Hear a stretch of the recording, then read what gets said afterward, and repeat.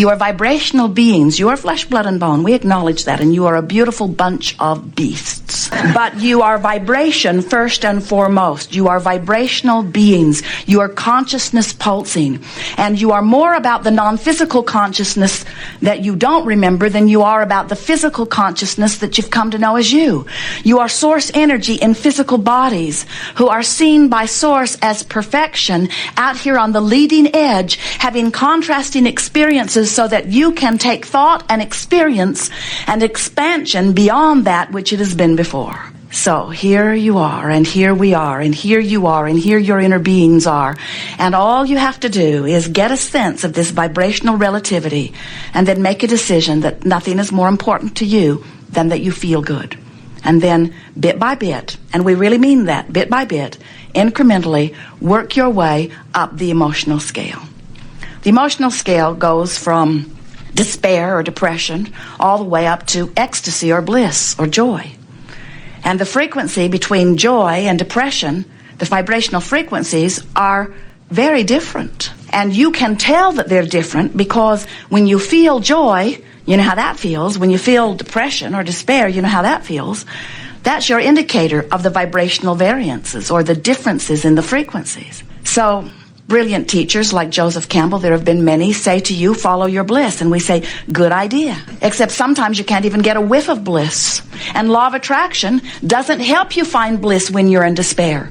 Law of attraction only allows you or divvies out to you or provides for you more things that are pretty close to where you're already vibrating. So if something has happened and it's gotten your attention and you're feeling pretty awful about it, that vibration is active within you, and you can't receive what's happening over here. That's why when your Abraham friends come to you and say, don't you know you create your own reality? You need to cheer up.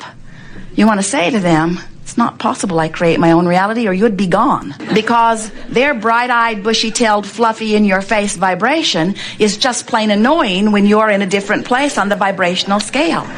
You can't hear them and they can't hear you, and you should not be playing together, really, you should not. Because the person who is in joy, unless they are able and willing to adjust their vibration way down to meet you, that's the misery loves company thing.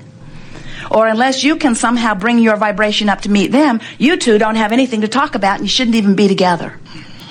Nice to know, isn't it? Well, here we have a room full of teachers who think that that word is synonymous with servants. Shouldn't I provide the service that I was born to provide? Don't I owe it to the downtrodden to bring them out of it? And we say, of course you are uplifters, but balancing your energy is what you are here about. And those who will benefit by your balanced energy, source energy and law of attraction will point in your direction. And so when they show up in your experience, they're there for a reason. But the reason is not for you to meet them in their lower vibration. It's for them to have an opportunity to join you in your higher vibration. So your best work and your best service to those who surround you is to get as tuned in, tapped in, turned on as you can, get in vibrational alignment with who you are, and let law of attraction match you up. And when someone shows up in your experience, do your best to maintain your vibrational alignment. In other words, don't try to factor a third thing into the vibrational relativity. Are you getting this? Because there are only two factors that you can synthesize or adjust or massage or understand. And when you try to factor in what somebody else is living, now you're attempting the impossible. Do you believe that you get to choose? Do you believe that you have the power or the ability to choose? Do you know nobody else can choose for you? Nobody can get inside of you. Nobody else could even begin to understand the vibrational relativity between where you are and where you want to be. Nobody's walked in your footsteps. Nobody's been there incrementally as you've launched those rockets. But source energy has, and oh, the future that is aligning for you. People say, be careful what you wish for, you might get it. We say, every wish that you have ever offered is out there pulsing and waiting for you. You've just got to find alignment with it, you see. So why don't you know that? Why is it not as easy for you to get this as it is for us to get this? Besides the fact that we're really, really very smart. You are too. But the difference is, here in your physical form, 99% more than 99%, almost all, 99.999999% of every creation is complete before you see any physical evidence of it at all. So there's a lot of vibrational alignment that takes place before manifestation begins to appear in your experience. And that's a very good thing. That provides you this wonderful buffer of time where you can get into alignment. But what that means is, right now, we really want you to hear this. Right now, in the way you feel and the attitude, the mood, right now, the way you feel is your indicator of exactly what manifestations you are moving toward. Now, there's a lot of them out there. Some you really like when they get here. Some of them you're not going to like so much when they get here. You're creating all of them. And the way you feel is your indicator of what you're closing the gap on. In other words, there are people who right now are sick, who have cleaned up their vibration, who are moving away from sickness to wellness. And even though the manifestation of the wellness is not apparent yet, because 99% of the vibration is in place before it is apparent, they're moving in the right direction. And they know it because their emotions are saying to them things like joy and love and appreciation. In other words, they're feeling good. But there could be a person with no physical evidence of illness in their body moving swiftly or actively toward a manifestation of an illness, and they don't know it yet. They're on the path toward illness. They don't know it unless they know that anger, fear, depression are indicators of the direction that they are moving. So people say the oddest thing, odd to us anyway, they say, it just came out of nowhere. And we say, no, it didn't. It didn't come out of nowhere. You practiced the vibration of it hard and long. This is a wonderful buffer of time you've got going here, where you have to solidify a vibration pretty well. Then people say, well, then why are children born with deficiencies? And we say, well, first of all, you don't know that it wasn't their intention, and you cannot compare what you are wanting with what anyone else is creating. But we know that's a hard one to swallow. Why would anyone want something that I don't want? And we say, it's a diverse universe. You didn't come here to be the same. You came here in your differences to provide a well-stocked kitchen to allow others and yourselves opportunities to define and decide what you want. You did not say, I will come forth into the physical and I will take all the ideas that exist and whittle them down to a few good ideas. You said, I'll come forth into a diverse environment and we will expand the ideas still further. We will expand the ingredients. You say, I think that ingredient should be removed from the kitchen because I don't want it in my pie. And we say, then don't put it in your pie. And you say, but it shouldn't be in the kitchen because it might get in my pie. We say, it won't get in your pie if you don't put it in your pie. You say, somebody else might put it in my pie. We say, nobody else has access to your pie. Then you say, well, then how did those things I don't want in my pie get in my pie? We say, because you were focused upon other people putting things you didn't want in your pie in their pie, and you put it in your pie. Oh, you mean just giving my attention to something puts it in my pie? Now you're cooking. Now you're getting the sense of how you're making your pie. You do not need to remove things you do not want from this environment in order to live joyfully, but we certainly understand how it is that you feel that you need to, because if you are among the millions of people on the planet who still don't get it that you are vibrational in nature and that law of attraction is bringing things to you that match your vibration, we know that when you look at a circumstance that pleases you, you would like to promote more of that, and when you look at a circumstance that doesn't please you, you would like to stop that. But we want you to understand that in this vibrational-based universe, there is no such thing as exclusion. So when you say no to that thing that you do not want, you're actually putting it in your pie. When you say yes to something, you include it. When you say no to something, you include it because your attention to it activates it in your vibration, and that's how it gets in your pie. So we can understand how when you look around and you see things you don't want, like diseases or terrorists or anything that is unwanted, and you shout no at it, you would like it to go away. We know you would. We don't blame you at all. We just want to help you to understand that your attention to it causes an activation of it in your vibration. And when something is active in your vibration, you're moving toward it. It is just as simple as that. Don't fret about it. You have a huge buffer of time between the activation of something and the manifestation of something. And there's one more very significant point that we want to make to you. You are source energy embodied in these physical bodies. Well-being is the basis of all that you are. You don't have to work hard for well-being. You just have to stop doing that thing you're doing that is not allowing the well-being.